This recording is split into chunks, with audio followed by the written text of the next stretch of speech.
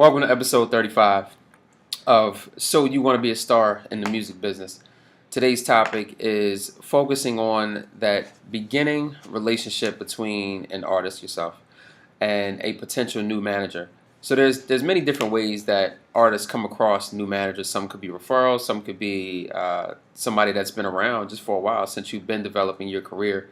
Some could be brand new. In the case that you had a great performance and somebody approaches you that you have never met before that night. So depending on the situation, this should really apply for all of them. But we're discussing the topics and the important points that should be discussed between the artist and between this potential new manager before you actually get the relationship going.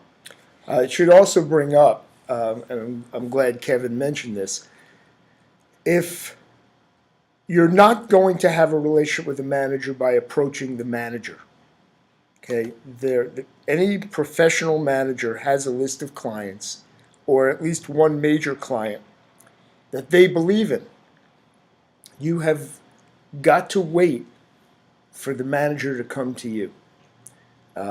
It is a very difficult thing to say. I know a lot of artists say, but what do I do next? What do I do next? And so they write to a manager and say, I've already accomplished this. I've already played these shows, and my friends tell me I'm wonderful, and I have this song on YouTube. Please manage me. It's going to take the manager looking at your stuff and saying, yes, I want to talk to you about it. And that's today's discussion. What happens in that first discussion? But this is assuming that the artist has already themselves decided that they need management. So it's not just wait for people to come to you. You also have to be ready to receive management as well, or receive direction. Because some people think they can do it all themselves anyway. So a manager approaches them, it doesn't matter. But this is a person who's at the point where they feel that a manager will help progress their career further than where it is now. All right. So on that basis, Kevin, what's one of the things you would say to the new client sitting across the table from you? What topic would you have, one of the topics you would discuss? Well, the first thing is that relationship has to be built on trust, just like anything else. You want the client or the artist to be self-sufficient in a sense. So even though you'll be working with them and you'll be advising them, the first thing I guess we would talk about is probably an attorney, or suggesting an attorney that they get their own, to at least when the time comes when there is paperwork in place, that there's somebody that's on their side specifically that can help them review the agreement that you two have set up, you two meaning the artist and the manager. So even though you're advising them after that point, before they get in a relationship with you on paper, they should at least have an attorney or someone else on their side to help review the contract that you got set up. The other topic which relates to that is, will there be a trial period? Are you going to say, hey, we're going to work together for 6 months, or you know what? I believe in you enough, and I don't want to be cut out of your career once it starts happening. I want something in writing. That's me speaking as a manager. I want something in writing signed before we even start working together. In a sense, that really protects the manager. For the artist, I would always say make sure there's a way out of that contract. Always. If in 6 months you say, this is the wrong person, I don't trust them. But a lot of managers will work on an initial trial period, and one of the first things you need to talk about is how long will that be, and when are you going to sit down and say, okay, now is the time we put something in writing.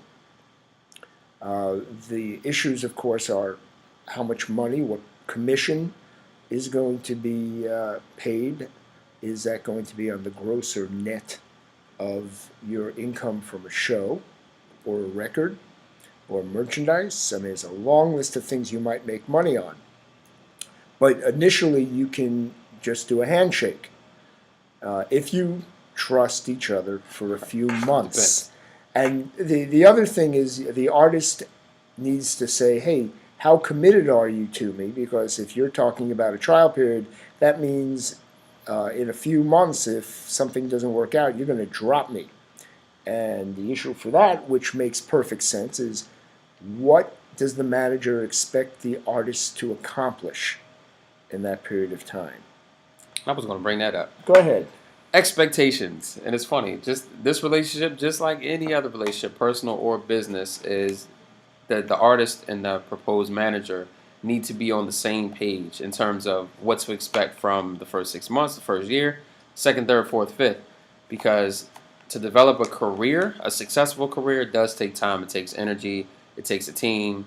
So if you're expecting to be performing at Madison Square Garden in 6 months, it's probably not realistic. So the manager needs to kind of reel you back into real life and tell you, hey, these are the things. I know you want to achieve these goals, but we probably feel it's better to map it out this way. If things happen sooner, all the better.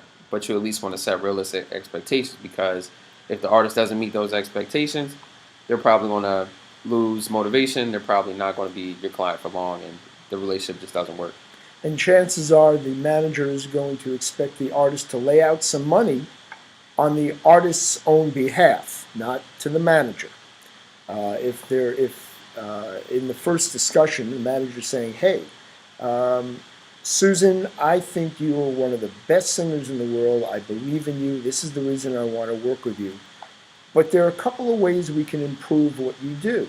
Your demo that I heard on YouTube was pretty rough. We got to do better mixes.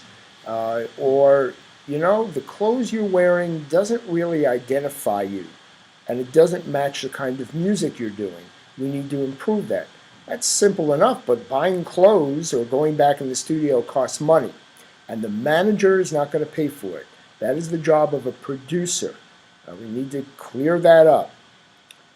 So, again, the question is going to be from the manager to the artist, do you have a bank account that you can afford to do this in 3 months? Because we're going to go hot and heavy with you, and we're going to get this done. That's an important discussion. That's true.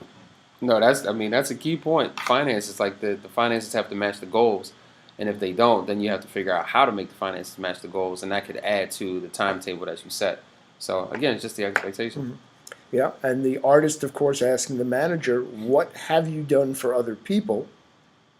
Have you worked with someone in my style of music before? Who are your contacts? And what pitfalls are you going to protect me from that you see coming up in the next few months? How are we going to get shows? Remember, the manager is not a booking agent, even though at the very beginning of a career, a manager often kind of sneaks around unofficially and finds some gigs. But so does the artist. And what you want to do is build your career so that a booking agent wants to make money off of you. So who are the contacts that the manager knows? And again, realistic expectations. That's right. Let's see, anything else we can in that first discussion? Again, it's about trust. It's getting to know each other, finding out who your family is, who's the manager's family, what people and types of music you have in common. This is a personal relationship. If you find a manager who intimidates you, run. If you find a client who basically just says, but don't you do that? I don't want to do that. I just want to sing. Run. And that's what the first meeting is about. Find out, where your pitfalls in your own abilities and expectations are, and then decide how you're going to adjust and how you're going to work together. And that's it for today. So hopefully these things just gave you something to keep in mind in developing that relationship and whether to start it or not with that potential manager. And that's it. We could definitely go on and on, of course, but okay, it's youtube.com/MWEntGroup. Make sure you subscribe to make sure that every time we upload a new episode that you definitely get the notification. Mm-hmm. There's Twitter at MWEG. Or underscore. I'm sorry. MWEG. Facebook, MWEnt Group. The website, www.MWEntGroup.com. My name is Kevin Curtin. I'm Mitch Weiss, and thanks for watching. See you next time.